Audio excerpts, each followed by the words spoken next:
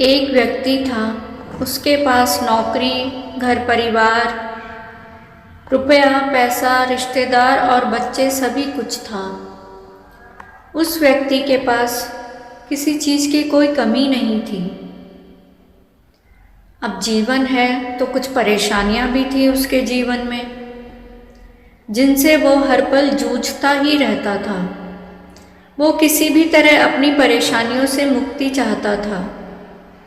एक बार किसी ने उसे बताया कि नगर सीमा पर कोई बहुत बड़े संत ठहरे हुए हैं, जिनके पास हर समस्या और प्रश्न का हल है। इतना सुनते ही वो व्यक्ति भागा भागा संत की कुटिया में पहुंचा। वहाँ भीड़ बहुत होने के कारण उसकी बारी आते आते रात हो गई। उसने संत से पूछा, बाबा, मेरे जीवन की परेशानियाँ कैसे खत्म होंगी? मैं भी सुख शांति से जीवन जीना चाहता हूँ। संत ने कहा, इसका उत्तर मैं कल सुबह दूंगा। तब तक तुम एक काम करो, मेरे साथ जो ऊँटों का रखवाला आया था वो बीमार हो गया है। तुम आज की रात ऊँटों की देखभाल का जिम्मा ले लो। जब ये सभी ऊँट सो जाएं, तब तुम भी सो लेना।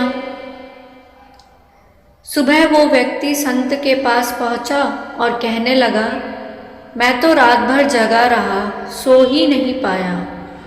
कभी कोई ऊँट खड़ा हो जाता है तो कभी कोई। एक को बिठाने का प्रयास करता हूँ तो दूसरा खड़ा हो जाता है। कई ऊँट तो बैठना ही नहीं चाहते, तो कई ऊँट थोड़ी देर में अपने आप बैठ जाते हैं। कुछ ऊँटों ने तो बैठने में बहुत ही समय लिया। मैं तो सारी रात भाग दौड़ ही करता रहा।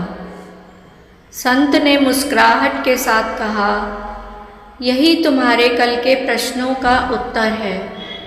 कल पूरी रात का घटनाक्रम तुम्हारा जीवन है। अगर ऊँटों को परेशानियां मान ली जाएं, तो समझना आसान होगा कि जीवन में कभी भी किसी भी क्षण सारी परेशानियां खत्म नहीं हो सकती। कुछ ना कुछ हमेशा लगा ही रहेगा।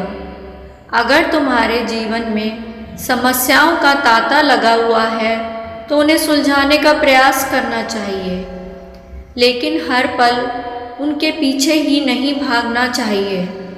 कुछ समस्याएं कोशिशों से खत्म हो जाती हैं तो कुछ अपने आप सुलझ जाती हैं। कुछ पे कोई असर नहीं होगा और कुछ समय के साथ धीरे धीरे सुलझ जाएंगी, लेकिन इस बीच कुछ नई समस्याएं भी जन्म लेंगी, जिनका सामना भी ऐसे ही करना पड़ेगा और इस तरह जीवन चलता ही रहेगा।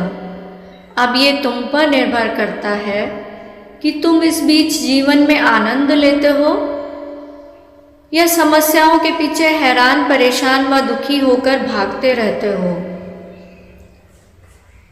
जब तक जीवन है, कुछ ना कुछ हमेशा लगा ही रहेगा, लेकिन इसका अर्थ ये बिल्कुल नहीं है कि हम जीवन का आनंद ही ना लें।